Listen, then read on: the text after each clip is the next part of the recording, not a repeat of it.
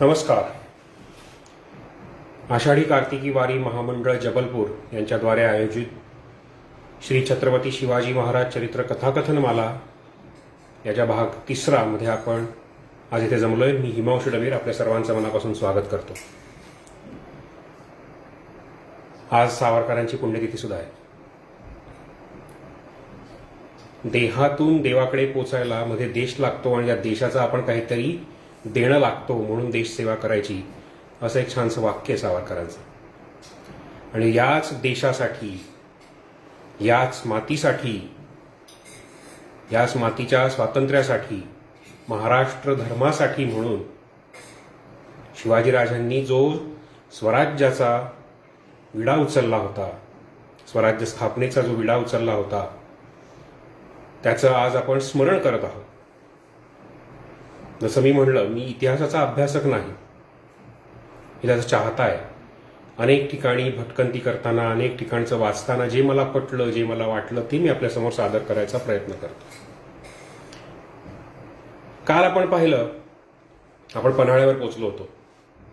अफजल खानाचा खुर्दा उडाला. 32 दातांचा बोकड तुळजाभवानीला पावला आणि अवघ्या 18 दिवसात, म्हणजे 10 नोव्हेंबर 1659 पासून ते 28 नोव्हेंबर 1659 या 18 दिवसांच्या पट्ट्यात वाईपासून कोल्हापूरपर्यंतचा प्रदेश महाराष्ट्रात आला, स्वराज्यात आला.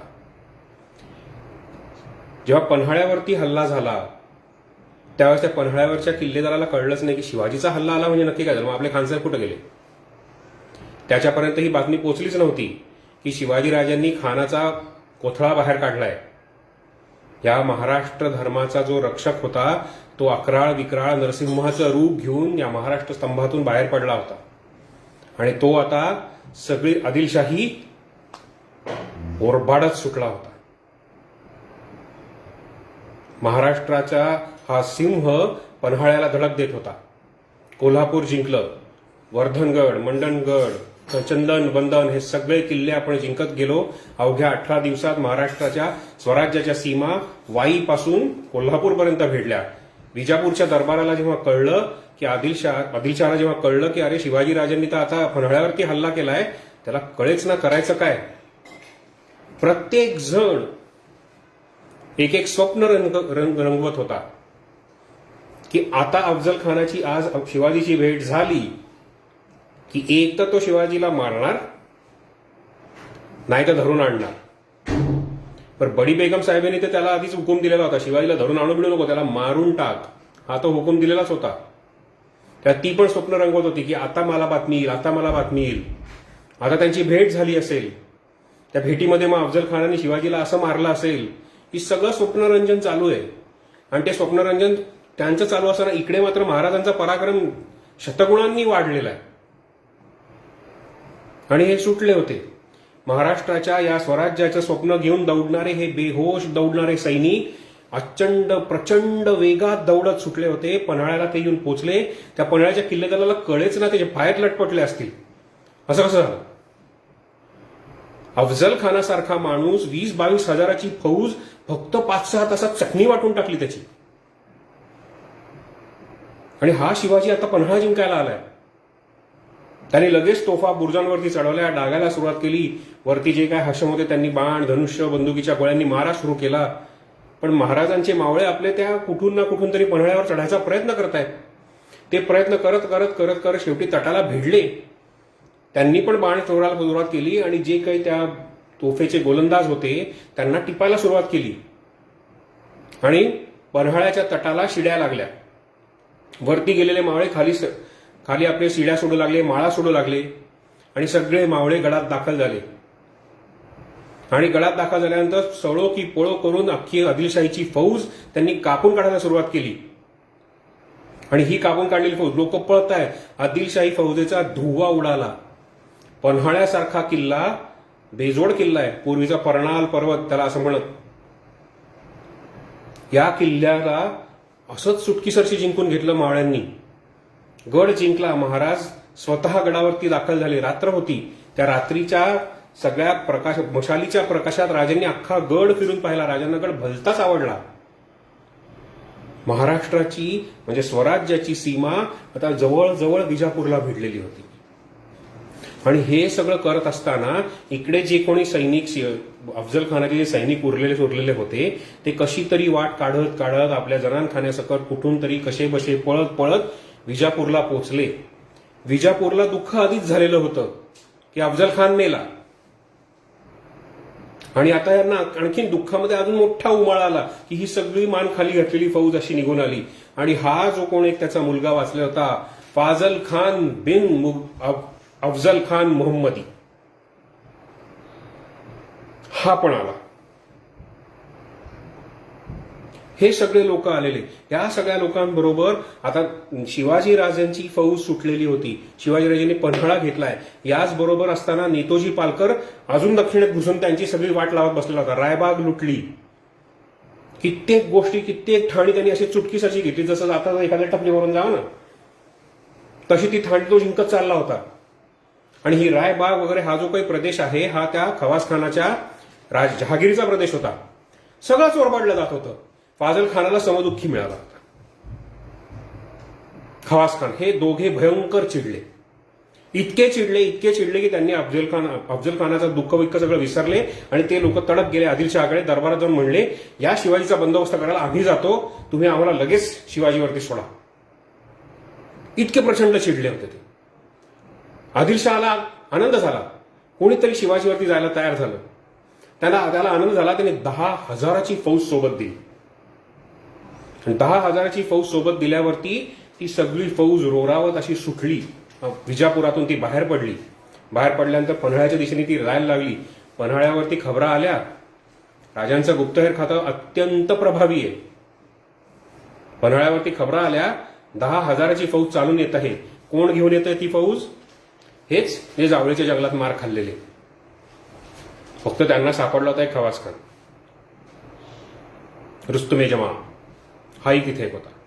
हे त्यांना सापडले होते आणि हे दोघे जण सुटले. ही फौज घेऊन ते निघाले. 10,000 रुस्तम जमान आणि फाजल खान हे 10,000ची फौज घेऊन पन्हाळ्यावरती निघाले. विचार करायला लागले की आता ह्या राजांना आपण पन्हाळ्यावरती कसं पकडायचं, कसं मारामारी करायची. शिवाजीराजांची फौज ती अशी कितीशी. म्हणून तुम्हाला गंमत माहितीये का, हे सगळं काय प्रकरण चालू होतं ना तेव्हा दोरोजी नावाचा एक माणूस आहे शिवाजीराजांचा, जो घुसला होता कोकणात राजापूरकडे. आणि तिथे अफजल खानाची तुम्हाला मागे सांगितलं ना 2-3 गलबता अशी तिथे होती. ती गलबता आम्हाला द्या हे सांगायला तो त्या इंग्रजांकडे घुसला होता. आणि या लोकांनी अफजल खानाच्या लोकांनी काय केलं होतं, त्यांना बातमी आली. त्यांनी ते काय केलं, ती जी काही नांगरलेली होती ती त्यांनी इंग्रजांना सांगितलं की ही तुमची आहे असं सांगा आणि दूर दर्यात कुठेतरी उभी करा. हे सगळं राजकारण जे काय होतं ते सगळं जमवत जे काही चाललेलं होतं ते दोरोजीने काय केलं, हेनरी रिव्हिंग्टनकडे गेला. तो म्हणे तुम्ही अफजल खानाची जी काही गलपते घेतली ती 15 आणा, त्याच्यावर सगळा माल आम्हाला हवाय. हे इंग्रज जमातच वाईट होई. ह्या लोकांनी काय म्हणलं, छे आम्ही तर एकदम साधेसुधे व्यापारी हो, आम्हाला राजकारणातलं काही कळत नाही, आमच्याकडे काय अफजल खानाची गलबतं नाही, आम्ही काय ते तुम्हाला असं काय आम्हाला माहित नाही, आमच्याकडे कोण अफजल खान वगैरे, आमच्याकडे असली काही गलबतं नाही. दोरोजीला पक्क माहित होतं की हे खोटं बोलतात. एवढंच काय त्या इंग्रजांना नाही माहित असेल ते खोटं बोलतात. पण मग त्यांनी काय केलं, त्याचा गिफर्ड, वेलची वगैरे असे काही त्याचे अधिकारी होते, त्या अधिकाऱ्यांना पकडलं आणि तो म्हणे तुम्ही गलबत द्या, तुमच्या माणसांना सोडतो. नाही म्हणे आम्हाला काय, गेला घेऊन निघाला सगळ्यांना राजांना भेटायला. हे असं काय काय करतायत, ही अशी गलबत आहे, तसं आहे वगैरे सगळं चालू झालं. आणि मग त्यांनी गुप्त मसलती केल्या इंग्रजांची की तुमची माणसं सोडायची आहेत ना, मग तुम्हाला मी सांगतो तसं करायला लागेल. आमचा एक मोठा शत्रू आहे तिथे, त्या शत्रूच्या विरुद्ध तुम्ही आम्हाला मदत करायची. ह्यांनी परत आपलं गोड बोलायला सुरुवात केली, नाही हो आम्ही असं राजकारणात पडत नाही, आम्ही कोणाला अशी ह्याची मदत करत नाही, तशी मदत करत नाही. सगळं दादांत खोटं. शेवटी इंग्रज कबूल झाले. त्यामुळे ठीक आहे, हरकत नाही, आम्ही तुम्हाला मदत करतो, पण आमची माणसं सोडा. दारोजी म्हणला की नाही, ते सोडण्याचं काम राजांचं, राजे बघतील काय करायचं, घ्या आलं घेऊन यांना इकडं. शिवाजी राजांना भयंकर आनंद झाला, कारण ही जी काही राजकारण दारोजीने जुळवून आणलेलं होतं ह्याच्यामुळे राजापूरच्या खाडीतला जो काही किल्ला आहे जंजिरा, अभेद्य किल्ला आहे, अभेद्य किल्ल्याचा त्या चारी बाजूंनी दर्या, त्याच्यावरती सरळ हल्ला करता येत नाही, पाण्यातूनच जावं लागतं. असा तो किल्ला, त्याच्यावरचा तो सिद्धी जो काही आहे तो इतका छळ मांडत होता तो कोकण किनारपट्टीवरती, की त्याचा बंदोबस्त करायला इंग्रजांची मदत मिळणार. हे राजकारण जे आहे, हे सगळं राजकारण या दारोजींनी जुळवून आणलं. आणि हे जुळवलेलं राजकारण इतका आनंद झाला त्यांना की त्यांनी जसं झालं तसं झालं, खूप पत्रव्यवहार चालू होता. हेनरी रेव्हिंग्टन खूप पत्र लिहित होता, किंवा आमच्या माणसांना तुम्ही असं असं पकडलंय, आम्ही अशी कबूल केलं होतं, तमुक केलं होतं, वगैरे वगैरे बरंच काय काय केलं. शेवटी महाराज म्हणले ठीक आहे, हरकत नाही, तुम्ही आम्हाला आमच्या त्या शत्रुविरुद्ध लढायला मदत करा, मी तुमच्या माणसांना सोडतो. आणि त्यांनी सोडलं सुद्धा. गिफर्ड आणि वेल्ची यांना सोडून दिलं. मी वर असं दाखवलं सुद्धा की मी दारोजीला शिक्षा केली. खरी शिक्षा वगैरे काय झालेली नव्हती, पण या शिवाजी राजांना हे पक्क माहित होतं की हे इंग्रज जे आहेत ते महा हलकट आहेत. त्यांना फक्त आणि फक्त आपलं राज्य वाढवायचंय. व्यापार हे नुसतं त्यांचं दाखवणं आहे. त्या व्यापाराच्या नावाखाली यांना इथला भूप्रदेश एकत्र करायचा आहे, आपला करायचा आहे, जिंकून घ्यायचा आहे, आपलं राज्य ते स्थापन करायचं आहे. आणि म्हणून हे असले छोट्या छोट्या कुरबुरी करत बसतात. हे त्यांना माहित होतं. आणि ते माहित होतं म्हणून राजांनी काय केलं, त्यांच्या अटी वगैरे घातल्या, त्यांच्या माणसांना सोडून दिलं, पण तुम्ही आम्हाला मदत करायची. हे सगळं राजकारण सुद्धा तिथे घडतंय. म्हणजे एकाच वेळेस किती बाजूंनी मराठ्यांची फौज ही आदिलशाही प्रदेशात धुमाकूळ घालते याचा विचार करा. दारोजी कोकणात नाचतोय, नेतोजी पालकर अख्खी दक्षिणेची जी काही छोटी छोटी राज्य आहेत, आदिलशहाची जी काही भूप्रदेश आहे, त्यांचं जे काही साम्राज्य आहे ते तुडवतोय. खुद्द शिवाजी महाराज पन्हाळ्यावरती येऊन बसलेले आहेत. वाईपासून पन्हाळ्यापर्यंत सगळा मुलूक स्वतंत्र झालेला आहे, स्वराज्यात दाखल झालेला आहे. हे सगळं घडलंय 18 दिवसात. जरा कुठे आपण पोहोचलो एखाद्या ठिकाणी, एखादं ठाणं जिंकलं की 4 घटका विश्रांती घ्यायची, 2 घास पोटात ढकलायचे, पुन्हा घोड्यावरती मान ठोकायची, पुढे चालत जायचं. चालत कसलं, दौडतच. वीज, शिवाजी राजे आणि त्यांची फौज जणू काही एखादी वीज नाचावी ना तशी ती वीज नाचत होती या सगळ्या पट्टीमध्ये. आणि तिला रोखण्याचं सामर्थ्य कोणातही उरलेलं नव्हतं. कित्येक लोकांना तर हे कळतच नव्हतं की अफजल खानाचं काही बातमी याच्या शिवाजी स्वतः कसा आला. आणि ते येईपर्यंत, विचार करेपर्यंत त्यांचं ठाणं गेलेलं असंच. असेच गड किल्ले जिंकत जिंकत जेव्हा महाराज इथे येऊन पोहोचले, इकडनं या बाजूने जेव्हा रुस्तुमे जमान, फाजल खान ही सगळी मंडळी जेव्हा सुरू झाली यायला, एकत्र गोळा करायला सुरुवात झाली, महाराज तेव्हा पन्हाळ्यावरती बसलेले होते. आणि महाराज म्हटले आता याला पन्हाळ्यापर्यंत येऊ द्यायचं नाही, याला वाटेतच अडवायचं.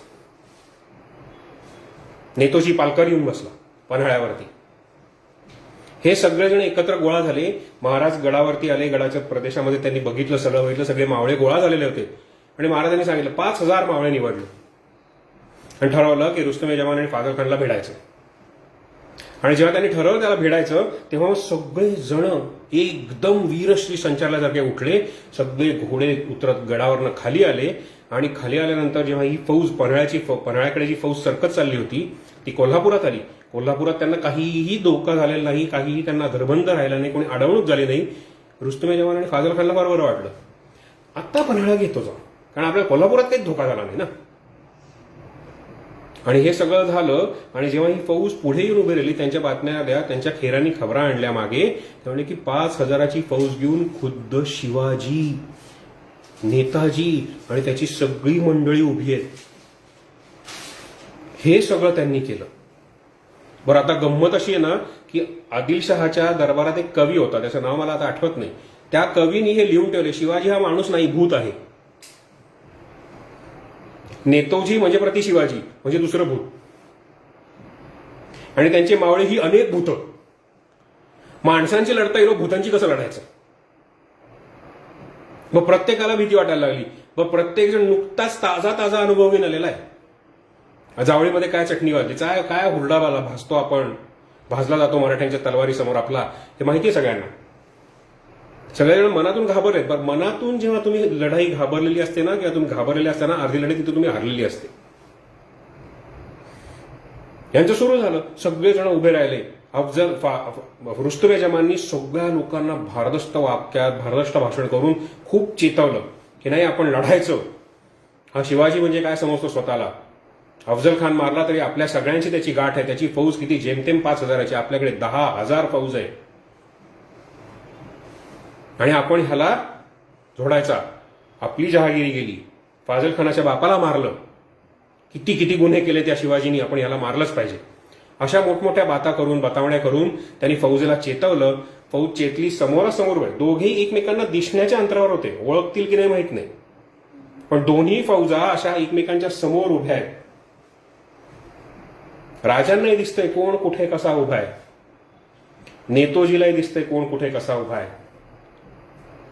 आणि मग राजांनी प्रत्येकाला, सरदाराला एक एक अशी वाटणी करून दिली की तू कोणाला झोडायचं, तू कोणाला झोडायचं, तू कोणाला झोडायचं.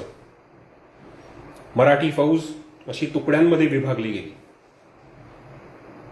आणि महाराजांच्या भवानी तलवारीचं पात सक्कन फिरलं असेल आणि अख्खाच्या अख्खा बांध 5,000 सैनिकांचा त्या विजापुरी फौजेच्या दिशेने रोखणी निघाला. शिवाजीराजांची युद्धनीती इतकी सुंदर होती की ते जरी समोरासमोर भिडत असले तरी शिवाजीराजांच्या ज्या काही फौजा होत्या त्या फौजा अशा फिरत होत्या. आणि एक क्षण असा आला की सगळ्या शिवाजीराजांच्या 5,000 फौजेनी त्या 10,000च्या फौजेला वेढा घातलाय. हे युद्धशास्त्र. आणि इतकी भयंकर कापाकापी सुरू झालीये, इतकी भयंकर कापाकापी सुरू झालीये की या लोकांना, या आदिलशाहीच्या फौजेला स्वतःला सांभाळताच येत नव्हतं की आता आपण करायचं काय. जो तो इकडे तिकडे बघतोय हतबुद्ध नजरेने की अरे काय करायचं, कसं लढणार, ही भूतं सगळी थैथयाट करताय तिथे, हे सगळं कसं जमणार. युद्ध करायचं म्हणजे करायला हरकत नाही, पण यांचा आवेश, यांचा वेग एवढा प्रचंड की आपण कुठं पुरणार. आणि मग हळूहळू असं झालं की धीर खचायला लागला यांचा. मग युद्ध घडतंय ते कसं घडतंय, चारही बाजूंनी घडतंय. समोरासमोर असेल तर भाग वेगळा, इथे म्हणजे चारही बाजूंनी घडतंय. आणि ह्या चारही बाजूंनी घडणाऱ्या युद्धामध्ये इतकी प्रचंड कापाकापी चालू आहे, जो तो आपल्या दुसऱ्या सरदाराकडे बघतोय करायचं काय. सोपं होतं, काही करायचं नव्हतं, दुसरं कधी पळतोय बघायचं होतं. कारण धीर पाहिजे ना, धाडस पाहिजे पळून जायला, युद्ध सोडून जायला. ही तर काय सोपी गोष्ट नाहीये. कारण जाऊन तिकडे सगळेजण सांगणार हा पळाला. वर सगळ्यांचा धीर असं त्यांनी कसा बसा एकत्र धरून ठेवला होता आणि फाजल खानाचा धीर सुटला. त्याने ठरवलं आता आपण पळून जायचं. कारण आपल्याला वाचायचं असेल तर आपल्याला पळण्याशिवाय गत्यंतर नाही. जावळीतून तरी कसे कसे सुटलोय, त्या प्रतापराव मोऱ्याच्या उपकारांमुळे कसे कसे सुटलोय, आपल्या जनाने सकट आपण विजापुरात पोहोचलोय. आता इथून जर आपण स्वतःहून पळून नाही गेलो तर आपल्याला कोणीही वाचवणार नाही. हे सगळं त्यांनी ठरवलं आणि ठरवल्या तो सुटला पळत. तो सुटला, रुस्तमे जवान पळत सुटला, ते सगळे जण पळत सुटले. अख्खीच्या अख्खी फौज पळत सुटली. शिवाजीराजांच्या फौजेने त्यांचा पाठलाग करायचा विचार केला असेल.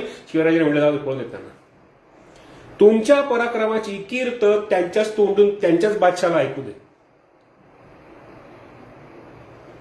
आणि ती फौज पळाली उघड उघड लढाईत, मैदानी लढाईत. शिवाजीराजांच्या नेतृत्वाखाली आदिलशाही फौजेचा झालेला पहिला पराभव आहे, ज्यात स्वतः शिवाजी राजे युद्धात सहभागी होते. कोल्हापूरच्या परिसरात घडलेलं हे युद्ध आहे. आता तुम्ही विचार करा की हे सगळं घडताना किती छान वाटतंय. आता जेव्हा कोल्हापुरात जाल ना तेव्हा तुम्ही असा विचार करा की या ठिकाणी घडलं असेल का. ह्या सगळ्या गोष्टींचा इतिहास शिकायचा आहे. आणि हे सगळं युद्ध घडलं. युद्ध घडल्यानंतर शिवाजीराजे, नेतोजी पालकर हे सगळेजण परत पन्हाळ्यावरती आले. पन्हाळ्यावरती आले. शिवाजीराजेने नेतोजीला सांगितलं तू जाऊन आदिलशाही मुलूक मार. आणि इतका मार की ते फक्त मारतच राहा. ही सगळी फौज आदिलशहाकडे आली. ही सगळी फौज आदिलशहाकडे आल्यानंतर त्यांना आता कळेना की आता पाठवायचं कोणाला शिवाजीवर. या सगळ्यांनी ना या लढाईनंतर विजापूरच्या दरबारातल्या सगळ्या सरदारांनी माझ्या मतेनं एक वाक्य कायमचं आपल्या मनात कोरून घेतलं असेल, या शिवाजीवरती आपण जिवंत असेपर्यंत लढायला जायचं नाही. कारण तो माणूस नाहीच आहे, भूत आहे. हे सगळं ठरलं. आणि हे झाल्यानंतर त्या आदिलशहा विचार करत बसला की आता करायचं काय. आणि इकडे नेताजी पालकरनी सगळी आदिलशाही ठाणी लुटायला सुरुवात केली. त्यांनी मिरजेच्या किल्ल्याला, मुर्तिजाबादचा किल्ला म्हणतात त्याला, मिरजेचा किल्ला, तो किल्ला ते ठाणं मात्र अडलं. तिथला जो किल्लेदार होता तो लढायला सिद्ध झाला. नेताजी पालकरांनी किल्ल्याला, मिरजेच्या किल्ल्याला वेढा घातलाय. तो घातलेला वेढा बरेच दिवस चालला. नेताजी पालकरांकडे तेवढा वेळ नाहीये. नेताजी पालकर वेढा घालून बसले. ती बातमी पन्हाळ्यावरती शिवाजीराजांना कळली. खुद्द शिवाजीराजे उतरून आले आणि त्यांनी मिरजेच्या किल्ल्याला वेढा घातला. शिवाजी राजांच्या नेतृत्वाखाली मिरजेचा लढा चालू झाला, वेढा चालू झाला आणि हा नेतोजी पालकर पुढे त्यांची आदिलशहाची ठाणी लुटत सुटला. म्हणजे असं वाटतं की जणू काय लक्ष्मी स्वतःच्या हातानेच सांगते की राजा मीच तुझ्याकडे येते. यश हे राजाला स्वतःहून माळ घालायला येत आहे. असं जिथे जिथे राजे जात होते तो काळ सुवर्ण काळ असं म्हणला जातो की त्या काळामध्ये राजाला फक्त आणि फक्त यश मिळत होतं. जिथे पाऊल पडेल तिथे यश. नेतोजी पालकर जिथे जाईल तिथे यश घेऊन येत होता. आणि हे सगळं घडलं आणि यावेळेस विजापूर दरबार काळजीत पडला की आता पन्हाळा गेला, मिरजेचा किल्ला जाईल, सगळं होईल, उद्या ही भूतावळ आपल्या विजापूरला धडक मारेल, आपल्या सल्तनतीचं काय होईल? आपल्याकडे आता कोणीच उरलेला नाही सुरमा की जो जाऊन शिवाजीला धरबंद घालील. आता काय करायचं? आणि हे सगळं घडत असताना एक पत्र आदिलशहाला पावलं, म्हणजे आदिलशहाकडे आलं. त्या पत्रात लिहिलेलं होतं की मी आजवर केलेल्या चुकांचा मला पश्चाताप होतोय. यापुढे जर मला आदिलशहांनी मेहरबान होऊन जर एखादी मोहीम दिली तर माझं पूर्ण तन मन धनासकट मी आदिलशाहीच्या शत्रूंचा निपात करायचा प्रयत्न करीन. नव्हे, मी त्यांना करीनच करीन. हे पत्र त्यांना पावलं. आदिलशहा आनंदित झाला. त्याला असं वाटलं की चला कोणीतरी तर सापडलं, इथे कोणीच नाही, त्याला बोलवून घ्यावं आणि शिवाजीवर सोडावं असं त्याला वाटलं. त्याने लगोलाग पत्र लिहिलं, असाल तिथून निघून येणे. त्या माणसाला विजापूरमध्ये बोलवण्यात आलं. काय होतं त्या विजापूरमध्ये आलेल्या माणसाचं नाव? सिद्दी जौहर. सिद्दी जौहर आपल्या फौजेसकट होता. कुठे? कर्नूल, हैदराबादच्या जवळ जे आहे ना आंध्र प्रदेशमध्ये, तिथे तो होता. भला मोठा हबशी, अर्धांडच, शूर, पराक्रमी, इमानी अशी या हबशांची खासियत आहे. पण हे कोण? हबसणातून आलेली माणसं, कुठून तरी कोणाच तरी लोकांबरोबर आली, इथं स्थायिक काय झाली, इथल्याच लोकांना राज्य काय करू लागली. तर तो जो कर्नूलचा सिद्दी जौहर होता त्याला आदिलशहानी पत्र लिहिलं आणि त्याला पदवी दिलेली आहे. त्या पदवीत त्याला म्हणलं तुम्ही तुमचं नाव आजपासून सलाबत खान, आणि तुम्ही या विजापूरमध्ये तुम्हाला बोलावणं आहे, तुम्ही या भेटायला. आला, भेटायला आला, भेटला, विजापूरमध्ये दाखल झाला. त्याचं भव्य जंगी स्वागत झालं. त्याला एकदम कळत नाही असं कसं झालं. तर तो आला, तो पोचला आणि तो पोचल्यावरती त्याला हळूहळू कळायला लागलं की शिवाजीराजांच्या बंदोबस्तासाठी आपली निवड केली गेली, आपल्याला सांगितलं येतंय. आणि त्यांनी सांगितलं की हो, मी जाऊन शिवाजीराजांचा निपात करीन. किती फौज हवी तुला? कारण फतेखान धुतला गेला, अफजल खान फाडला गेला, रुस्तुमे जमान आणि फाजल खानची तर बातच आवर. एवढ्या मोठ्या मोठ्या फौजा पाठवून सुद्धा जर शिवाजीराजे त्यांना अटकाव करता येत नसेल तर अजून किती फौज पाठवायची हा विचार पडला. वेगवेगळे आकडे वेगवेगळ्या ठिकाणी लिहिले. काही जण म्हणतात की एवढं मोठं खूप खूप खूप पायदळ होतं आणि 20-25 हजाराचं घोडदळ होतं. काही जणांचे आकडे वेगळे सांगतात, प्रत्येक ठिकाणचे आकडे वेगळे. पण जर त्या सगळ्या आकड्याचा जर अंदाज बांधला ना तर साधारणतः आकडा असा निघतो की साधारण 30 ते 35 हजाराची फौज तर त्या सिद्दी जौहर बरोबर दिलेली होती. पहिला तळ त्या फौजेचा विजापूरच्या बाहेर पडला. यावेळेस शिवाजीराजे मिरजेच्या किल्ल्याला वेढा देऊन बसलेले आणि हा वेढा दिलेला असताना त्यांना खबर आली की फाजल खानाच्या नंतर या रुस्तुमे जमाच्या नंतर सुद्धा अजून आदिलशहा काय वठणीवर आलेला नाहीये. त्यांनी सिद्दी जौहरची आपल्यावरती चालवण्याला नेमणूक केलेली आहे आणि हा 30-35 हजाराची फौज घेऊन निघालाय. आता हा निघालाय म्हणजे ह्याच्याशी उघड लढाई करता येणार नाही. मग आता आपल्याला कुठल्या तरी किल्ल्यात जाऊन बसायला लागणार, किल्ल्यावरून त्याला लढायला लागणार. बरं, हाही शिवाजीराजांना अंदाज होता की जिथे आपण जाऊ तिथे शत्रू येणार. मग आता जर आपण म्हणलं की आता आपण स्वराज्याच्या आत घुसलो तर काय? काल परवा तसं मी म्हणलं, शिवाजीराजांच्या सगळ्या मोहिमा या स्वराज्याच्या सीमेवर घडल्या कशासाठी घडल्या? तर स्वराज्यात जी जनता आहे त्या जनतेला कुठल्याही प्रकारचा उपसर्ग, कुठल्याही प्रकारचा त्रास होऊ नये, शत्रूकडनं त्यांची पिळवणूक, छळवणूक, लूट, जबरदस्ती, हाणामाऱ्या, खून होऊ नये, यासाठी म्हणून शिवाजीराजांनी त्यांच्या सगळ्या मोहिमा या स्वराज्याच्या सीमेवर लढल्या. सगळ्यात पहिली जी लढाई होती पुरंदराची, ती सुद्धा त्यांनी कुठून लढली आहे? स्वराज्याची सीमा पुरंदर. तेव्हा तर स्वराज्यात पुरंदर नव्हता सुद्धा, पण त्यांनी निळपंतांना म्हणजे आपल्या महाजी पंतांना सांगितलं, त्यांचं मन वळवलं, तिथून त्यांनी ती लढाई केली. म्हणजे जेणेकरून स्वराज्यात म्हणजे पुण्यामधल्या जनतेला, रयतेला त्रास होऊ नये म्हणून त्याला रयतेचा राजा म्हणतात. आणि ह्याच वेळेत असं शिवाजीराजांनी ठरवलं की आता मिरजेचा वेढा करत बसलो तो उगाचच वेळ जाणार आणि तोपर्यंत हा सिद्धी जौहर आपल्याला गाठू शकेल. त्यापेक्षा आता आपण असं करावं, मिरजेच्या किल्ल्याकडे नंतर काहीतरी बघू, आत्ता तिथला वेढा उठवू आणि पन्हाळ्यावर जाऊन बसू आणि पन्हाळ्यावरून आपण तिथे लढू. म्हणजे त्यांच्या डोक्यात हाही विचार होता की हा जरी लढायला आला, जरी पन्हाळ्याला वेढा पडला, तरी नेतोजी पालकर हा बाहेर आहे, तो बाहेरून या वेढ्यावरती हल्ला करणार, वेढा फोडणार. आणि दुसरं असं की पावसाळा जेमतेम काही तोंडावर आलेलाच आहे, एकदा का पावसाळा सुरू झाला की वेढ्यात ढिलाई येणार आणि मग आपल्याला वेढ्यातून सुटून जाता येणार, हा त्यांच्या डोक्यातला त्यांनी साधारण एक अंदाज मानला होता आणि म्हणून त्यांनी निवड केली होती पन्हाळ्याची. 10 नोव्हेंबरला अफजल खानाला फाडलं. त्याच्या आधी 2-3 महिन्यापासून शिवाजीराजे प्रतापगडावरती आणि त्या काळापासून ते आत्ता जो दिवस सांगतोय ना, शिवाजीराजे परत एकदा पन्हाळ्यावरती आले मिरजेचा वेढा उठवून. तो दिवस होता 2 फेब्रुवारी 1660, गुढीपाडवा. त्या दिवशी महाराज परत पन्हाळ्यावरती आले. आज तारीख आहे 26 फेब्रुवारी, 2 मार्च याला काही दिवसच शिल्लक आहे.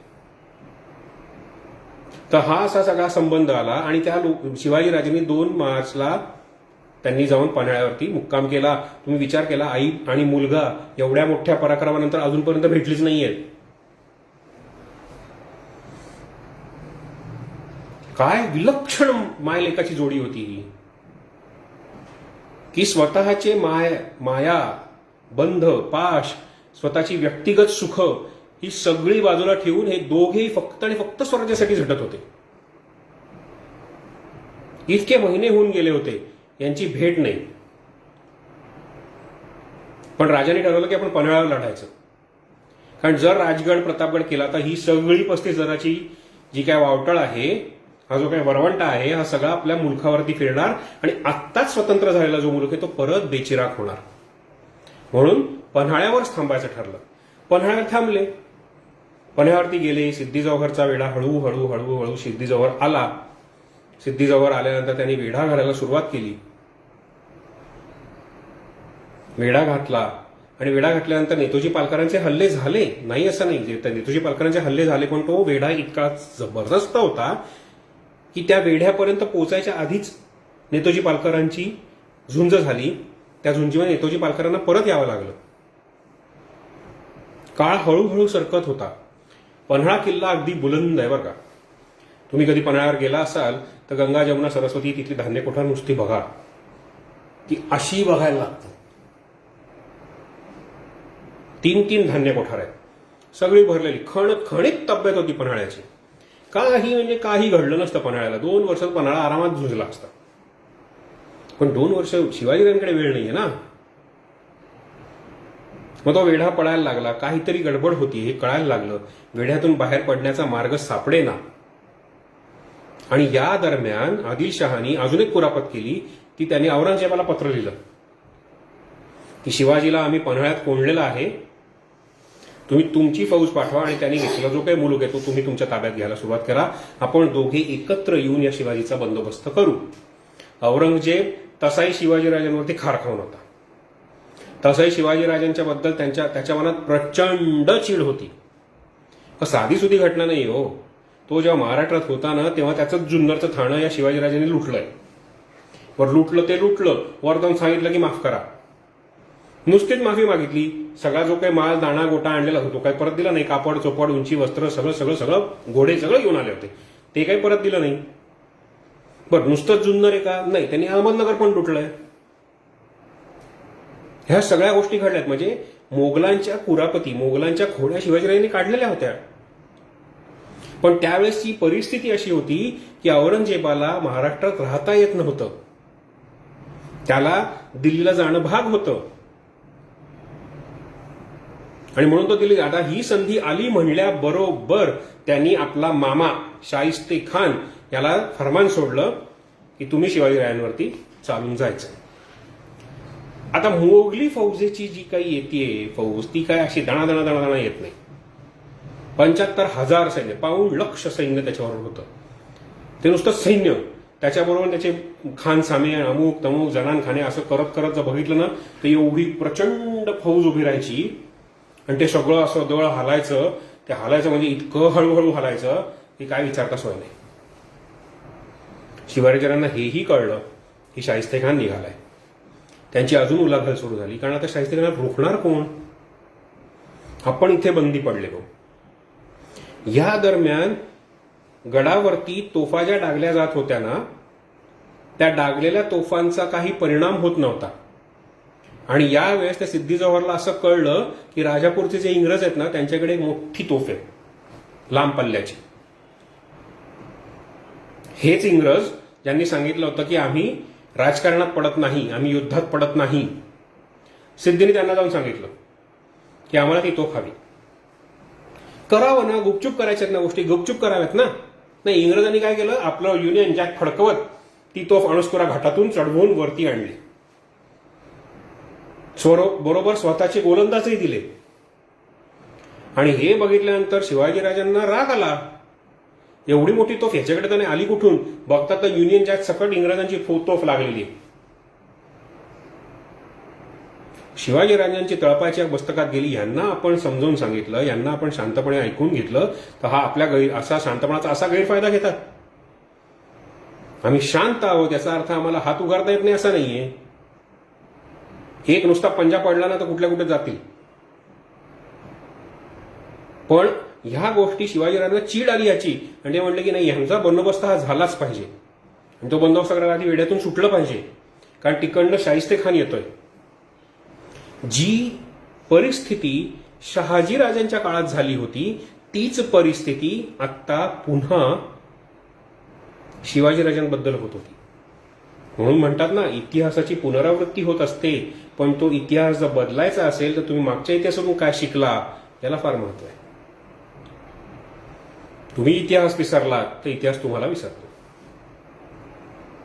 शिवाजीराजांनी विचार करत होते. पावसाळा सुरू झाला. आता त्यांना असं वाटलं की आता पावसाळा जरी सुरू झाला असला तर आता हळूहळू हळूहळू वेढा जो काही आहे तो कमी होत जाईल, त्याची ढिलाई येत जाईल.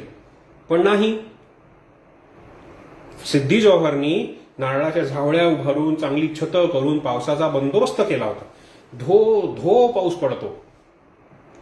इतका विलक्षण, इतका धोधो पाऊस पडतो की तिथे सगळी जमीन निसरडी झालेली असते. त्या ह्याच्यात वेढा करकचून आवळलेला होता. कुठल्याही गडाला वेढा घालणं ही काही सोपी गोष्ट नाहीये. त्यातून तो आहे पन्हाळगड.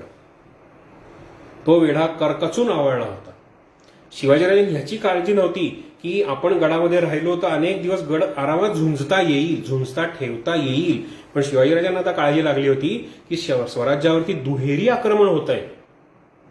आणि हे दुहेरी आक्रमण जे होत आहे त्याचा बंदोबस्त हा करायला पाहिजे. आणि यासाठी आपल्याला या वेढ्यातून सुटलं पाहिजे. आणि म्हणून त्यांची धडपड चालू झाली. त्यांनी आपल्या गुप्तहेरांना, त्यांनी वाटाड्यांना, सगळ्यांना बोलवू धाडलं. म्हणले की ह्या गडातून बाहेर पडायचे रस्ते शोधा. आणि त्यांनी ठरवलं की या गडातून बाहेर पडायचं. एक दिवस काही गडावरची जी काही मंडळी खाली गेली होती शोधत रस्ता, त्यांना तो रस्ता सापडला. ते गडावरती आले त्याच रस्त्याने परत. म्हणजे बघा धाडस, वेढ्यातून बाहेर गेले त्याच रस्त्याने परत आले. शिवाजीराजांनी सांगितलं काय वेडी माणसं आहे तो ही. स्वतः जीवाची काही पडलीच नाही यांना.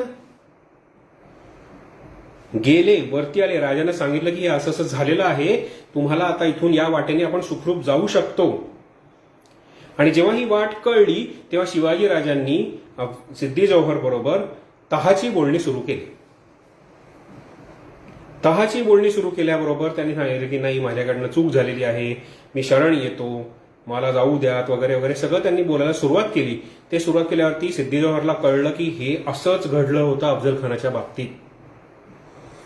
असं काही नाही चालणार, संपूर्ण शरणागती, आधी खाली या व बोलू. सिद्दी जोहर अडला होता.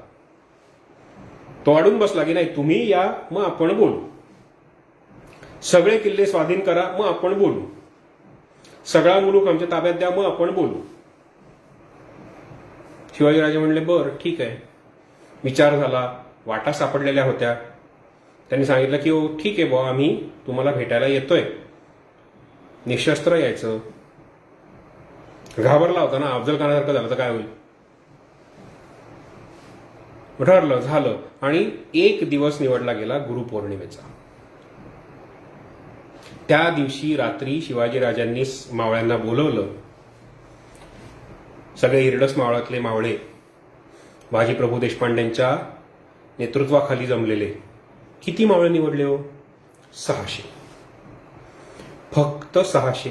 35,000च्या फौजेला गुंगारा देऊन निघून जाणार. संबंध वेढा घातलेला आहे.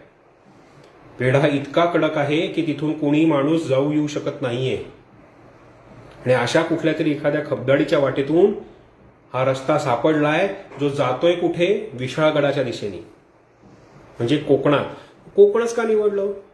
कारण तिथून कोकणात यायचं म्हणलं आणि कोकणाला वेढा घाला, म्हणजे त्या विशाळगडाला वेढा घालायचा म्हणला तर गडावर बसलेला माणूस काय वेढा आहे का वेढा घालेपर्यंत बसून बसायला? तो मागच्या दरवाज्याने उतरून अजून कोकणात पळून जाणार आणि तिकडनं कुठेतरी देशावरती येणार. म्हणजे ह्या हुतुतूचा खेळ कधी संपणारच नाही. म्हणून शिवाजीराजांनी तो किल्ला निवडला होता तिथून जाण्यासाठी. आणि तो किल्ला निवडला. शिवाजीराजांनी सगळ्या मावळ्यांना बोलवलं, सगळ्यांना सांगितलं समजावून की आता आम्ही निघतोय, पण गड झुंचा राखायचा,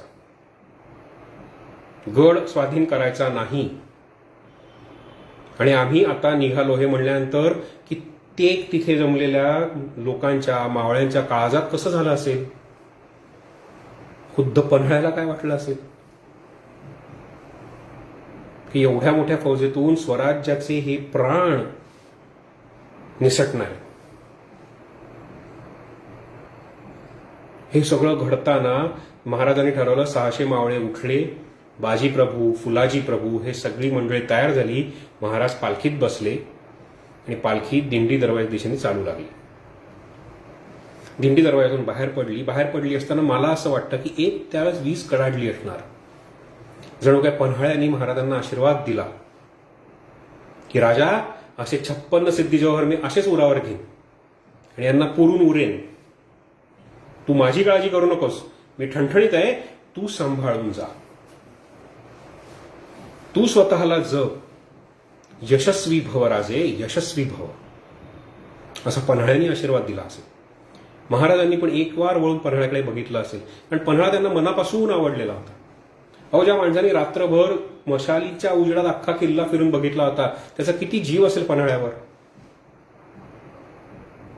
आणि हा शिवाजी राजा दिंडी दरवाजातून बाहेर पडला आणि पालखी चालू लागली मसाई पठाराच्या दिशेने.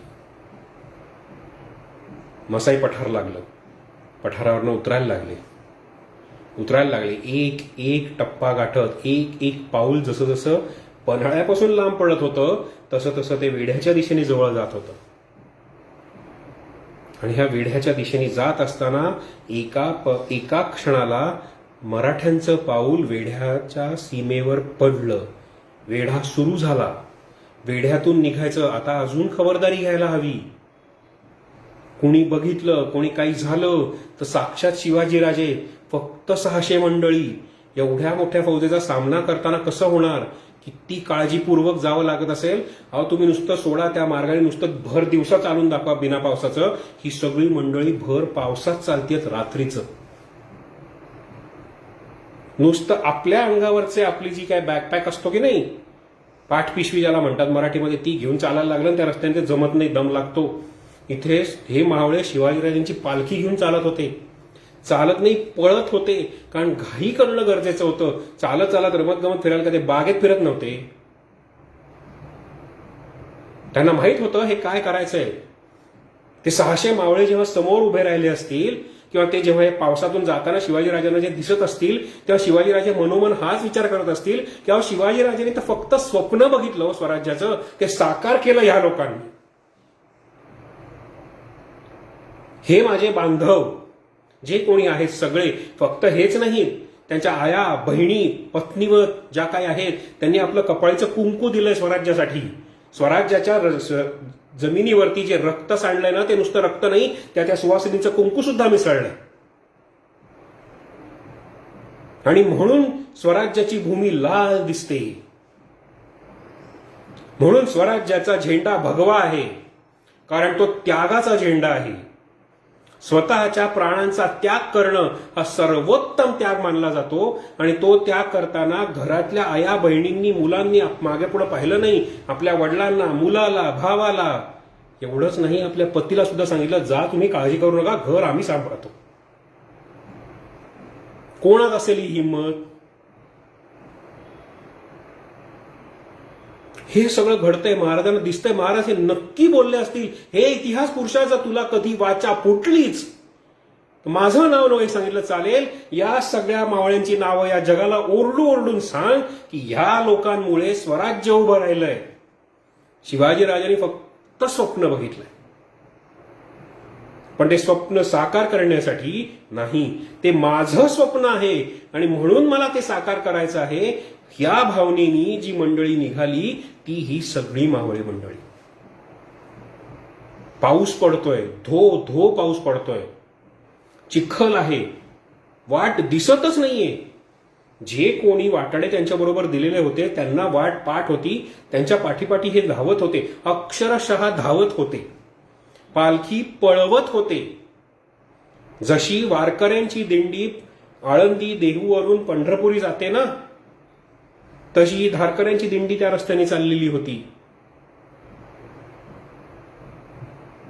शिवाजीराजांना त्या मावळ्यांचे कष्ट दिसत होते.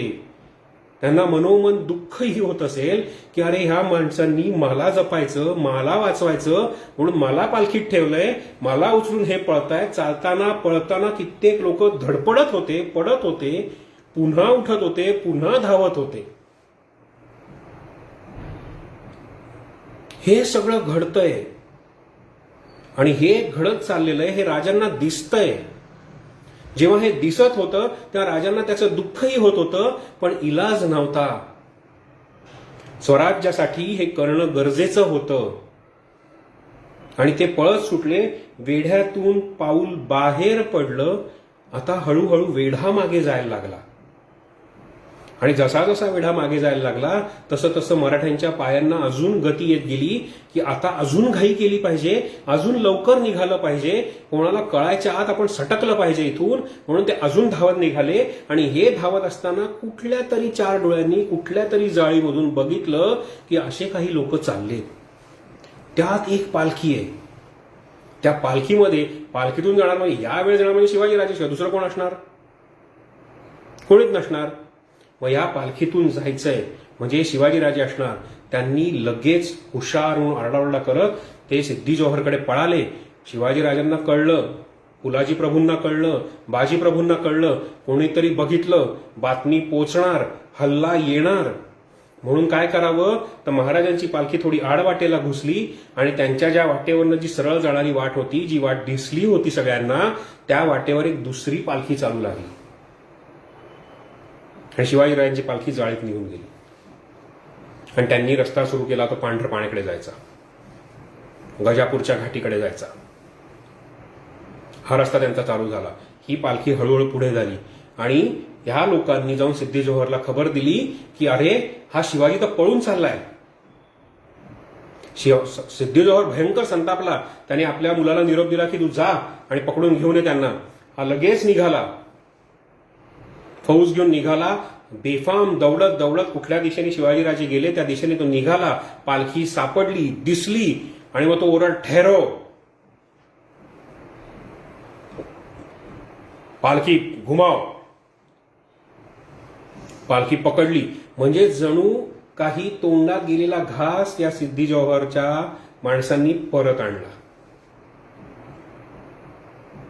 आणि तो घेऊन आले. ती पालखी वेढ्यात आली. लोक कुतूहलाने बघायला लागले, शिवाजीराजा दिसतो कसा? ज्याला आदिलशाही दरबारातल्या एका कवीनी भूत म्हणलंय, ते भूत दिसतं कसं हे बघायला लोक जमा झाले. आणि आपसूक वेढ्यामध्ये ढिलाई पसरत चालली. आणि शिवाजीराजा आला. आता आपलं कार्य झालं. आपणहून एक प्रकारे ढिलाई येते की नाही. राजांना सिद्धी जोहर समोर उभं केलं गेलं आणि तो उभं करायला गेल्यानंतर सिद्धी जोहरनी विचारलं असेल त्यांना, केव्हा शिवा भाग रहे थे? शिवाजीराजांनी उत्तर दिलं, नाही जी, तुम्हालाच भेटायला नव्हतो, अंधारात रस्ता चुकलो, पण तुमच्या माणसांनी घेऊन आलो, नाहीतर लढलो नसतो का? पळून जायचं असतं तर पकडून कशाला आणलं असतं? तिथंच लढलो असतो आणि गेलो असतो पळून. शिवाजीराजांनी ते उत्तर दिलं. सिद्धी जोहरला आनंद झाला असेल की अरे वा, शिवाजीराजाला जे कोणालाच जमलं नाही त्या सिद्धी जोहरला जमलं, ते त्या सलाबत खानाला जमलं. तो भयंकर खुश झाला असणार. आणि तो खुश झाला आणि तेवढ्यात फाजल खानाला माहित होतं शिवाजीराजे दिसतात कसे. तो म्हणलं, हे शिवा नाहीये, आता आली का पंचायत. सिद्धी जोहरनी कपाळाला हात मारून तो मटकन खरीत बसला असेल, आता काय करायचं. पण त्या क्षणाला त्याला असं वाटलं असेल की अरे ही हूल असेल आणि खरा शिवाजीराजा अजून गडातच असेल, ही सगळी ढिलाई पसरून त्याचा फायदा घेऊन त्याचा पळून जाण्याचा प्रयत्न असेल. असं करता कामा नये म्हणून वेढा अजून कर्कचा यायला पाहिजे, वेढ्यात ढिलाई पसरता कामा नये म्हणून त्यांनी हुकूम सोडले की नाही, हे करा. आणि त्या जो कोणी प्रति शिवाजी किंवा शिवाजीचं रूप घेऊन जो आलेला होता त्याला तिथे मारून टाकण्यात आलं. त्याचं नाव होतं शिवा काशीद. पन्हाळ्याला जाताना नेवापूर नावाचं एक गाव आहे. त्या गावाच्या बाहेर, गावापाशी ते नेवापूरला या शिवा काशीदचं आजही वंशज राहतात. शिवा काशीदची एक छान समाधी तिथे बांधलेली आहे. कधी गेलात पन्हाळ्यावरती तर आधी जाताना शिवा काशीदला नमस्कार करून जा. ही अशी वेडी माणसं होती म्हणून शिवाजी जगले. तो तिथे पडला आणि शिवाजीराजे पळत सुटले.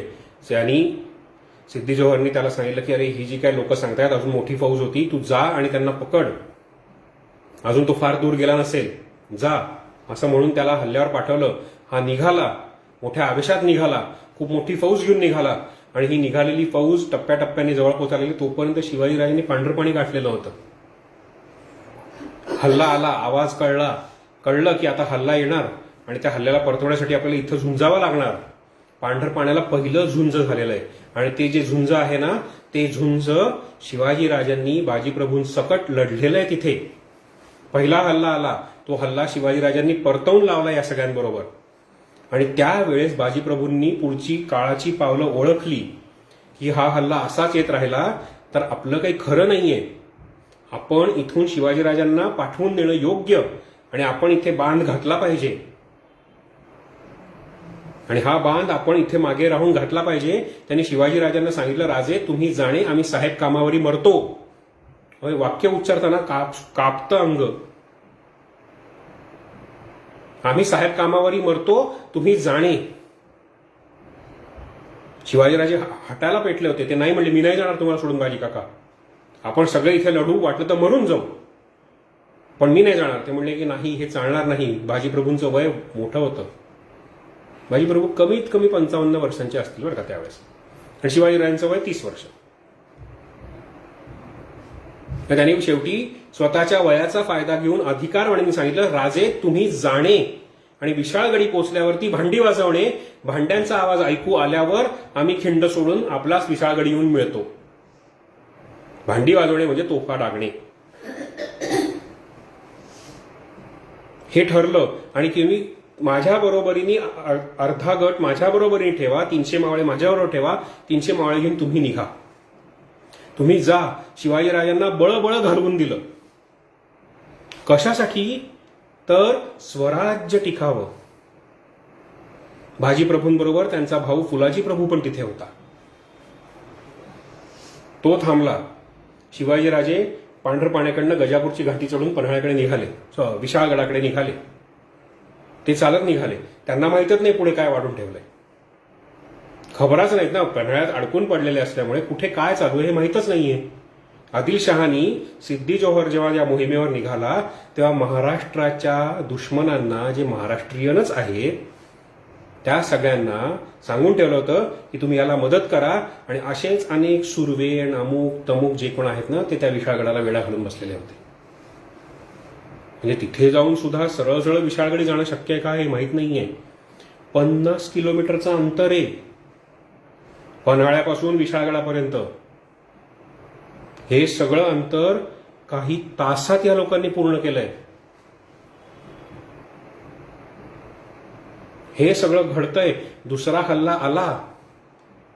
बाजीप्रभूंनी गजापूरच्या घाटी, पांढरपाण्याच्या वरती पाठीमागे जी गजापूरची घाटी आहे ना, त्या घाटीपाशी युद्ध झडलं, युद्ध घडायला लागलं. रेटा खूप होता.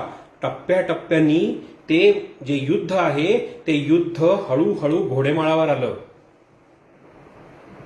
जे घोडेमाळावरती ते युद्ध आलं, तो परिसर जर तुम्ही आज जाऊन बघितलात ना, तर तिथे तुम्हाला असं जाणवेल की अरे बापरे, इथे युद्ध घडलंय. तुम्ही असं सांगू शकत नाही कुठलं युद्ध हा अमुक एका ठिकाणी घडलंय बरं का, असं नाही सांगू शकत तुम्ही. तिथे युद्ध घडलं, युद्ध चालू झालं. बाजी प्रभू देशपांडे, फुलाजी प्रभू देशपांडे आणि त्यांच्या बरोबरीने असले 298 मावळे हे युद्धाला भिडले. मोठ्या मोठ्या फौजेचे लोंढेच्या लोंढे येत होते, कारण ती सगळी गजापूरची घाटी चढायची आहे ना. हे सगळं युद्ध चालू आहे आणि या युद्धामध्ये इतक्या प्रचंड आवेशाने चाललंय. वरून धो धो पाऊस पडतोय, खाली चिखल झालेला आहे, इतकी हाणामारी चालू आहे, इतकी प्रेत पडलेली आहेत, इतके लोक मेलेत की चिखल कुठला प्रेत कुठलं हे समजत नाहीये. तिथून वाहणारं पाणी जणू काही आधीच चिखलानी लाल, त्यातून रक्ताच्या रंगाने ते फार काळं दिसत असेल एक वेळ. युद्ध चालू आहे. बाजी प्रभू देशपांडे घाई करतायत. ते म्हणतात, राजे तुम्ही पोचलात की नाही? सरणार कधी रण प्रभू हे, कुठवर साहू घाव शिरी. हे जे गाणं आहे ना, हे बाजीप्रभूंवर लिहिलेलं आहे.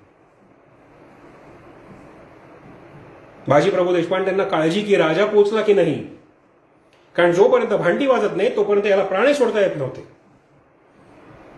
बाजीप्रभूंच्या अंगावरती इतक्या जखमा झाल्या होत्या. कोणावर नव्हत्या झाल्या? सगळ्या 298 मावळ्यांवरती. त्यातले कितीतरी मेले पण असतील, त्यांची नावं आता माहीत पण नाहीत, आज इतिहासालाही माहीत नसतील. युद्ध झडतंय, अंगावरती घाव होत आहे. नवीन घाव जो होतोय तो आधीच्या घावाला अजून भेटतोय, अजून खोलवर जखम होतीये, कारण जागाच शिल्लक नाही. शरीरावरती जखमा इतक्या आहे की नवीन घाव करायचा कुठे, जागाच शिल्लक नाहीये. आणि त्याच घावावरती पुन्हा पुन्हा घाव होत आहेत. आणि तशातही बाजीप्रभू देशपांडे हातात 2 तलवारी घेऊन लढतायत. त्यांनी स्वतःभोवती जणू काही एखादं वलय निर्माण केलं होतं. विजेच्या वेगाने त्या लढाया घडतायत, विजेच्या वेगाने ती तलवार फिरतीये. त्या तलवारीच्या वलयात येणारा प्रत्येक दुश्मन खांडोळ येऊन पडतोय. आणि शिवाजीराजे पोचले की नाही ह्याचा विचार बाजीप्रभूंना स्वस्थ बसू देत नाहीये. प्रत्यक्ष यमालाही कळलंय की आता आपण याला घेऊन जायचंय. पण त्या रुद्रभैरवानी यमालाही सांगितलं, थांब, माझा राजा अजून सुरक्षित झालेला नाही, तोपर्यंत तू तिथेच थांब. ज्या वेळेस माझा राजा सुरक्षित होईल त्यावेळेस तू काय, मीच तुझं बोट धरतो आणि सांगतो, चल आता मी येतो तुझ्याबरोबर. हे त्यांनी सांगितलं असेल. यमदूत सगळे, साक्षात यमराज सुद्धा तिथे उभा असेल, पण तो वाट बघत असेल. तू चांगल्या कार्यासाठी करतोयस, त्याला सुद्धा त्याच्या जवळ पोहोचायची हिंमत झाली नसेल, कारण त्या तलवारींच्या मध्ये ते पाश अडकले आणि फाटले तर काय करा. यमाचा पराभव होईल. तो हा यमाचा पराभवच होता की तो बाजीप्रभूंना घेऊन जाऊ शकत नव्हता. आणि हे बाजीप्रभूंचं ध्येय होतं, ज्या ध्येयापायी ते वेडे झालेले होते. वेड लागल्याशिवाय इतिहास घडत नाही, हे बाबासाहेब पुरंदरेंनी सांगून ठेवलंय. आणि हे असं वेडं होणं कधी पण चांगलं. बाजीप्रभू लढताय, जखमा होत आहे, सगळं दिसतंय, आजूबाजूचे मावळे कमी होत आहेत, ताकद कमी होतीये. तो घोडेमाळा नुसता चिखलानी प्रेतांनी भरलाय. आणि ह्याच्यामध्ये थोड्या वेळानंतर अचानकपणे तोफांचे आवाज आले. ते तोफांचे आवाज यायला सुद्धा वेळ लागला, कारण शिवाजीराजांना जसवंतराव सुर्व्यांना आधी मारावं लागलं, त्यांना फोडावं लागलं, त्यांचा वेढा फोडायला लागला. शिवाजीराजांनी एवढी घाई केली की जणू काही असं झालं होतं की एका पाठोपाठ एक त्यांनी जेव्हा तोफगोळे वाजायला सुरुवात केली, ते ओरडत असेल, बाजी काका मी पोचलोय, तुम्ही या. एका पाठोपाठ एक त्यांनी फक्त आणि फक्त बाजी काकांच्या नावाने हाका मारायला सुरुवात केली होती. तोफांचे आवाज नव्हते ते शिवाजीराजे आपल्या बाजी काकांना बोलवत होते. बाजी काका, मी पोचलोय, तुम्ही या. तोफेचा आवाज ऐकला आणि बाजीप्रभूंना समाधान झालं. बाजीप्रभू आनंदले. माझा राजा सुखी झाला, माझा राजा सुखरूप पोचला, आता मी मरायला मोकळा. साहेब कामावरी मी मरतो, आपण जाणे. आणि हे सगळे आवाज ऐकल्यानंतर एकच क्षण असा गेला असेल की ज्यावेळेस बाजीप्रभूंच्या तलवारी ज्या फिरतायत त्या थोड्याशा हळू झाल्या असतील. आणि नेमकी तीच संधी शत्रूंनी साधली. बंदुकीच्या गोळीतून दुरून, जवळ येणं शक्यच नव्हतं बाजीप्रभूंच्या. जवळ काय 5-10 फुटाचा एखादा माणूस आला ना तर तो मरत होता. लांबून दुरून कुठून तरी एखाद्या बंदूकधाऱ्यांनी नेम धरून बाजीप्रभूंना ती गोळी मारली. ती गोळी बाजीप्रभूंच्या छातीतून आरपार निघून गेली असेल. बाजीप्रभू पडले. ती बाजीप्रभूंची 2 हातात तलवार घेतलेली मूर्ती धरणीकडे जेव्हा झेपावत असेल त्यावेळेस फुलाजी प्रभूंना दिसलं की अरे हा आपला भाऊ चालला, त्याला आपण सावरायला हवं. म्हणून त्याची तलवार हळू झाली असेल आणि त्यांनी आपल्या भावाला पकडण्यासाठी म्हणून जी झेप घेतली असेल ती झेप घेत असताना त्याच्यावरती हल्ला झाला, त्याच्यावरती वार झाले. दोन्ही भावंड फुलाजी प्रभू आणि बाजी प्रभू एकाच वेळेस त्या गजापूरच्या घाटीच्या मातीत मिसळली. किती भावंडांनी त्याग केलाय. तुफानचे आवाज झाले. मावळ्यांना कळलं की राजे पोचलेत. उरले सुरले जे काही मावळे होते त्यांनी बाजी प्रभूंचा आणि फुलाजी प्रभूंचा देह उचलला आणि हळूहळू जंगलात ते पसार झाले आणि तिकडनं ते विशाळगडी निघून गेले.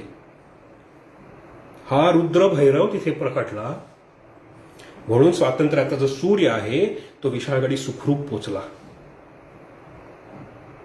असे अनेक बाजी आपण पहिल्या दिवशी जे बघितले ते मुरार बाजी, आज आपण बघतोय ते बाजी प्रभू देशपांडे. बाजी पासलकर आपण पहिल्यांदा बघितले, आज बघतोय आपण ते बाजी प्रभू देशपांडे. हे बाजी परत परत असेच जन्माला आलेत. कारण अजून स्वराज्याची अजून सेवा करायची. ही जी उर्मी होती ती उर्मी त्यांना सुखी बसू देत नव्हती. रणांगणात धारातीर्थी पडलेल्या वीराला मोक्ष मिळतो, पण या लोकांनी मोक्षही नाकारला. अजून माझ्या राजाचं स्वप्न साकारलेलं नाही, मी परत जन्माला येणार, अशी ही मंडळी.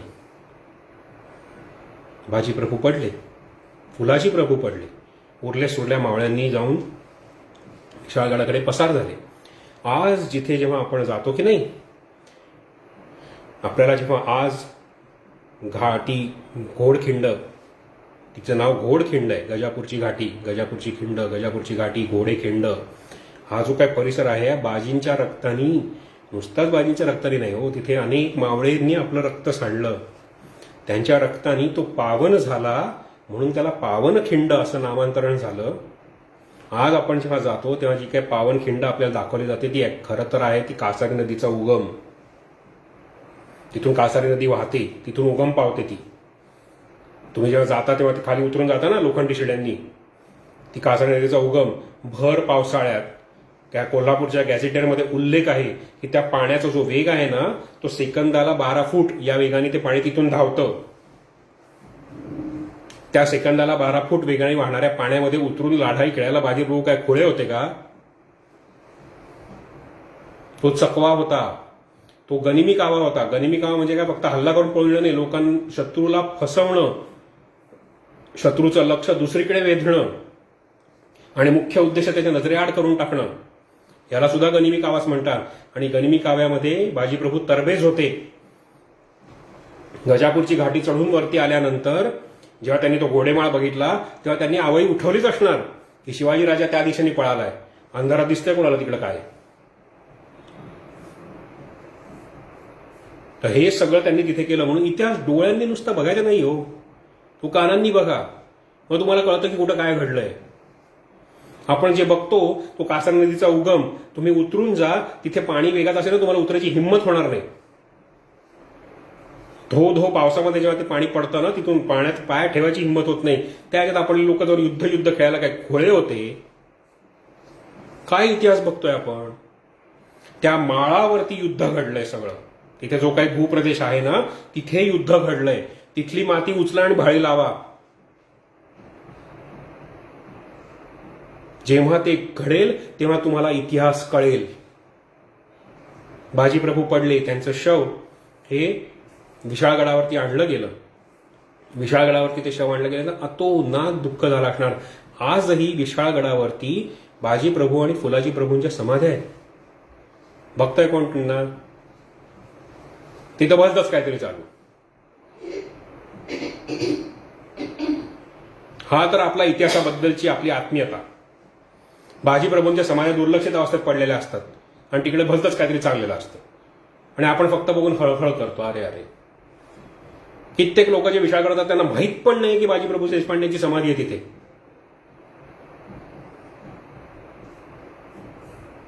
अशा रीतीने तिथल्या बाजीप्रभूंच्या देहाला शिवाजीराजांनी तिथे त्यांचे अंत्यसंस्कार केले. तिथे त्यांची समाधी बांधली गेली. काही काळ विशाळगडी राहिल्यानंतर सिद्धी जौहरकडे बातमी आली इकडे की हल्ला गेला, शिवाजीराजा तर पळून गेला. आता काय करायचं. पण त्यांनी तो वेढा अजूनही कसोशीनी चालू होता. त्याला पुढचं सगळं चित्र दिसायला लागलं. ज्या सिद्धी जौहरला सलाबत खान असं नाव देऊन विजापूरमध्ये त्याचं मोठं स्वागत झालं, त्याच्यावर एवढी मोठी फौज, एवढा मोठा खजिना दिला गेला, त्याच्या तावडीतून शिवाजी निसटलाच कसा. किल्ल्यात कोंडून ठेवलेला आहे, निसटलाच कसा. म्हणजे ह्यानीच फितुरी केली असणार. हे अगदी होतं त्या काळामध्ये. आदिलशहाच्या काळामध्ये, औरंगजेबाच्या काळामध्ये त्यांच्याकडे जर असं काही घडलं तर हे नक्की कळायचं. असंच म्हणायचं की ह्यांनीच काहीतरी फितुरी केली असणार, ह्यांनीच पैसे खाल्लेले असणार, ह्यांनीच वाट करून दिलेली असणार. आणि त्याला हे दिसायला लागलं की आता हा सलाबत खान, हा कर्नूलचा जो सिंह होता, तो खाली मान घालून त्या दरबारात हजर होणार आणि कोणीतरी मग त्यातून हुकूम सुटून त्याचा देहांत त्यांना मारून टाकणार. हे त्याला दिसायला लागलं. पण म्हणून तो विजापूरकडे जाऊ नाही लागला. त्याने तो वेढा चालू ठेवला. पुढे शिवाजीराजे विशाळगडावरनं राजगडी आले. 9-10 महिन्यांनंतर राजांची त्यांच्या आईशी भेट होत होती. मग त्या आईला वाटलं नसेल का आपल्या पोराचा पराक्रमाचा पोवाडा करावा, म्हणून अज्ञानदासाला बोलावलं गेलं. त्यांनी पोवाडा गायला. तलवारीचं, या सगळ्या युद्धांमध्ये तलवारीचं जे काही पहिलं पान दिलं जायचं ते कान्होजी जेध्यांना दिलं गेलं. हे सगळं घडलं. पुढे कान्होजी जेध्यांचा देह ठेवला कान्होजी जेध्यांनी. पण हे सगळं घडत असताना आता आपण हा जो इतिहास बघितला, हा एकदम भव्य दिव्य दिपवणारा इतिहास आहे. अचाट काहीतरी कृत्य घडलेलं आहे शिवाजीराजांकडनं.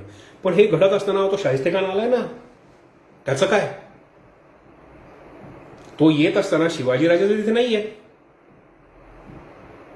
शिवाजीराजा पन्हाळ्यात अडकून पडलेले. तो येतोय. तो येत असताना नुसती जी फौज जिजाऊ साहेबांकडे होती ना, आणि गराडीच्या खिंडीमध्ये शाहिस्तेखानाच्या फौजेला असा झोडला होता की त्याला कळलं होतं की आपला यावेळेस आपलं जे काही समोर उभं आहे ना, ते पूर्वीचं मराठी नाहीये. त्यांच्यात आता वीरश्री संचारली आहे. त्यांना स्वातंत्र्याची चव कळलीये. त्यांची मनगटं आता स्वतःसाठी उभी राहायला लागली आहेत. त्यांच्या हातातल्या तलवारी आता स्वतःच्या स्वराज्यासाठी लढायला लागल्या आहेत. त्यांच्याकडे काहीतरी एक ध्येय प्राप्त झालं आणि तसे ते लढतायत.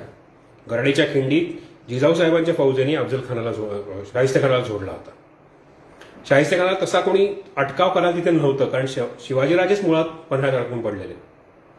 आणि शाहिस्तेखानाची फौज आहे केवढी अवाढव्य फौज, कोण काय करेल तिचं. छोटे छोटे छुपे हल्ले, थोडेसे लचके तोडणं शाहिस्तेखानाची फौज, हे सगळं चाललेलं होतं.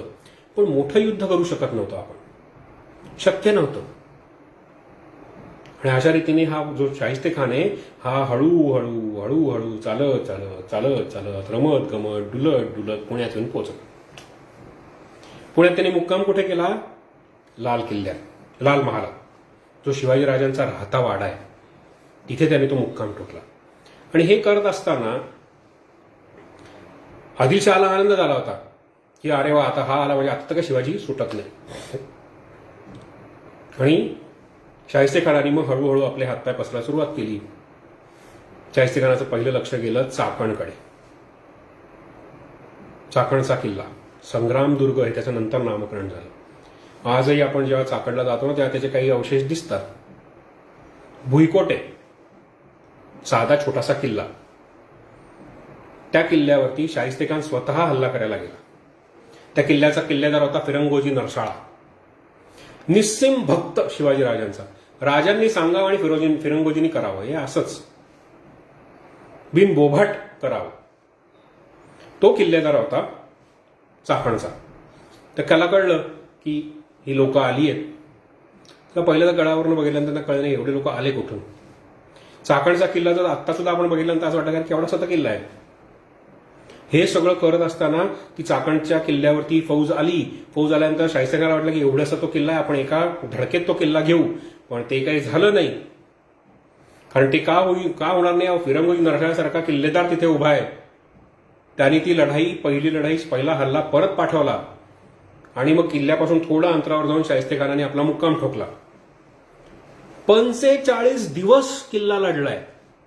राजे अटकेत येतात, म्हणजे तिथे ते पन्हाळ्यावरती अडकून पडलेत. अटकेत नाही, पन्हाळ्यावर अडकून पडलेत. इथे हा किल्ला 45 दिवस लढलाय. आत्ता शिवाजीराजे सुटतील, मग आपल्याला कुमक येईल, या एका आशेवरती फिरंगोजी नरसाळ्यांनी तो छोटासा भुईकोट या फौजेशी लढून 45 दिवस लढवत ठेवला. एक दिवस असा आला की शेवटी तो भुईकोट काही हे देत नाही, हरण्याचं नाव घेत नाही, पडण्याचं नाव घेत नाही. म्हटल्यानंतर शाहिस्तेखानाने जमिनीतून सुरंग खणले, भुयार खणलं आणि ते भुयार किल्ल्याच्या तटापर्यंत नेलं. तटापर्यंत नेलं, त्याच्यामध्ये दारू ठासली, सुरुंग लावले आणि त्याला लावली बत्ती. दुसऱ्याची धडामकन आवाज झाला. किल्ल्याचा बुरुज आसमंतात उडाला. त्याच्यावरती असलेले मावळे सुद्धा उडाले असते. फिरंगोजी नरसाळ्याला दिसलं असेल की आता हे काय झालं. आता तर किल्ला जाणार. पण जाणार म्हणून हातपाय गाळून बसणारा कसला फिरंगोजी नरसाळा. त्यांनी लगेच तलवारी काढल्या, आपल्या मावळ्यांना हाका दिल्या. ती सगळी मंडळी खिंडारावर येऊन उभी. खिंडारावर येऊन ती उभी राहिली, जणू काय त्या फौजेला ते आव्हान देत, ये बेट्या. आणि त्यांनी ती आव्हान आलं, हल्ला आला, किती सबळ पुरणार. मागं रेटत चालले. हळूहळू मुघल सैनिक जे होते त्या किल्ल्यात पसरत गेले. फिरंगोजी नरसाळे बालेकिल्ल्यात घुसले, तिथून लढाई मांडली. पण सगळीकडेच मुघल. शाहिस्तेखानाने त्याला सांगितलं की तू किल्ला खाली कर, मी तुला तुझ्या लोकांसकट परत जायला देतो. हे त्यांनी फिरंगोजीला सांगितलं. अत्यंत दुःखी मनाने फिरंगोजींनी तो किल्ला सोडला. पण तुम्ही विचार करा, तुम्ही कधी पुण्यात आला, तुम्ही पुण्यात असाल किंवा पुण्यात येणार असाल तर चाकणला आवर्जून भेट द्या. तिथला किल्ला जाऊन बघा. वाईट अवस्था आहे हो, पण कुठल्या किल्ल्याची चांगली अवस्था आहे. पण जाऊन बघा, तुम्हाला अंदाज बांधा की त्या किल्ल्याचा जो काही छोटासा भाग आहे किल्ल्याचा, तेवढासा तो किल्ला तो. त्या किल्ल्याने 25 दिवस शाहिस्तेखानाच्या फौजेला झुंजवावं कसं जमत असेल. कुठून आली ही शक्ती. कुठून अचानक ही मराठी मंडळी अशी वाटायला लागली की आई असं कसं करायचं. का जमत नाहीये हे. पूर्वी तर नव्हते हे असे मराठे, आता कसे झाले असे. पूर्वी तर आम्ही नुसते पत्र पाठवले की भीतीने गाळ उडायची याची, आता कसं झालं असं. त्याचं नाव होतं सह्याद्री. त्याच्याकडून प्रेरणा घेतलेली होती. त्याच्या अंगाखांद्यावरती बसून युद्ध चाललेली होती. आपल्या बळस्थानांचा वापर योग्य पद्धतीने केला ना तर मोठ्ठाले देश सुद्धा आपल्यासमोर लोटांगण घातल्याशिवाय राहत नाहीत. मोठ्ठाल्या फौजा सुद्धा आपल्या पायावरती लोटांगण घालतात. आपली बलस्थानं ओळखायची.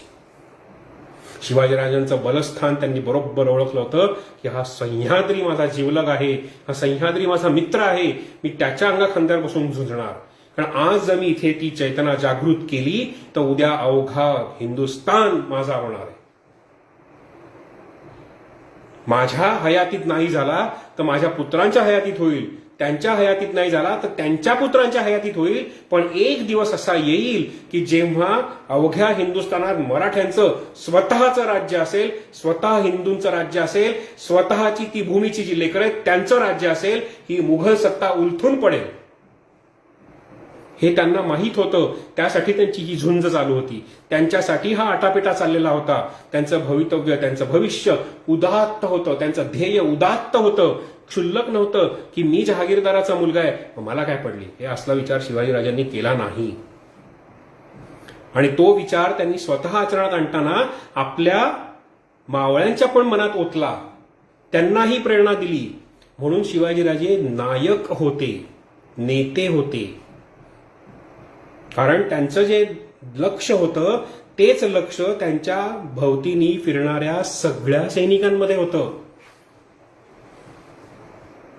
एकच ध्येय, स्वराज्य. आणि फिरंगोजी नरसाळ्यांनी त्या एका ध्येयापायी शाहिस्तेखानाच्या एवढ्या बलाढ्य फौजेला 45 दिवस रडवला.